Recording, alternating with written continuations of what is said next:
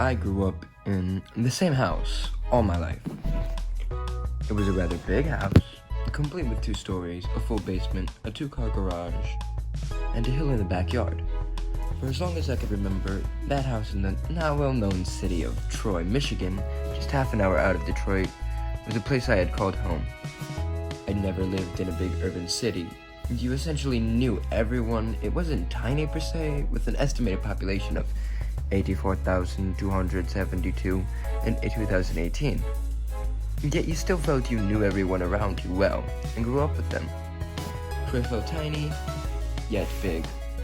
My home was rather spacious, being able to run all over the place. You could watch a TV show on the big television in the family room on the first floor, and you wouldn't be able to hear it from the bedroom upstairs. After my 6 years older than me brother left, the house definitely felt bigger.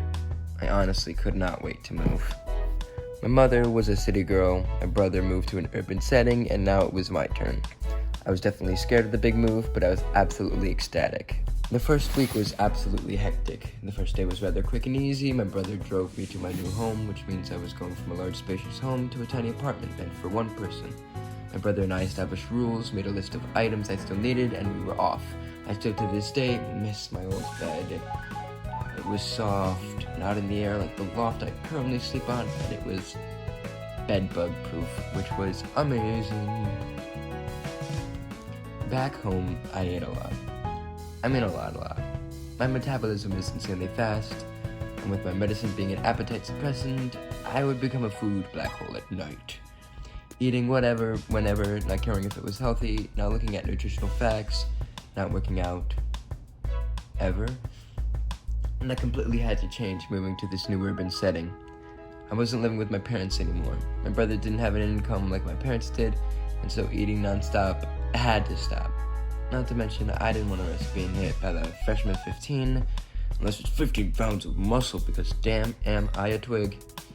So a huge change I kind of had to make was paying attention to what I ate.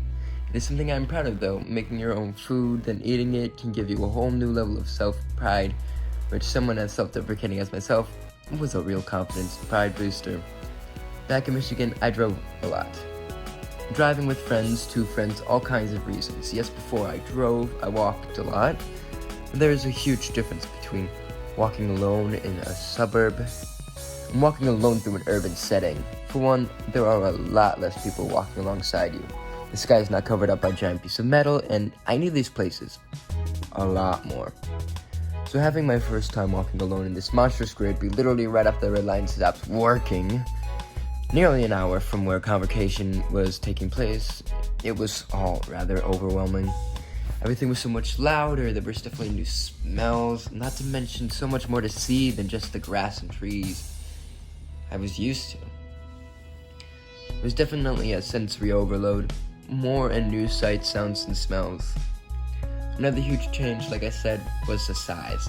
This was absolutely a massive difference for me. One I was scared of and really wasn't looking forward to.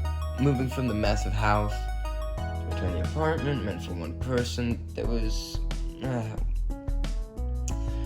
one rather embarrassing reason this was something I was less than stellar to have to deal with. See, now I had this habit of, I could going kind of crazy with my imagination. Not like years ago. I mean literally up to the day of the move. I would pretend I was in movies that I would make, and I'm using quotations and make because I didn't actually make them, complete with trailers, critic reviews, teasers, behind the scenes, and the movie itself. I also would pretend I was in a band, singing all the time, and even making musicals such as the critically acclaimed, in my imagination at least, The Vault. The story of an author who's struggling to find what to write about next, locks himself in a vault full of his stories, which he goes into. Then Satan was chasing him through the books to take his tablet, which could change the world around them. Yeah, it took a weird turn, but I enjoyed it. Well, I can't exactly do that in a tiny apartment. For one, there are neighbors, and we have thin walls, floors, and ceilings. I don't want to be jumping all around. Not to even mention my roommate/brother probably wouldn't appreciate these songs and stories. A lot of growing up I had to do really fast during this change. I never really got to ease out of it, and it's been tough. You have to grow up eventually. With all these huge changes, it may seem like I'm not enjoying myself. That is absolutely wrong. You are wrong. Incorrect. You lose. Good day, sir. It has been a thrill. The freedom that living away from my parents creates has made my life feel so alive. There's been so many big changes, but ones that I needed, and it's just been a long time coming. This is what it felt like for me to move from this rather comfortable, spacious, friendly suburban life to this tiny apartment in the urban setting.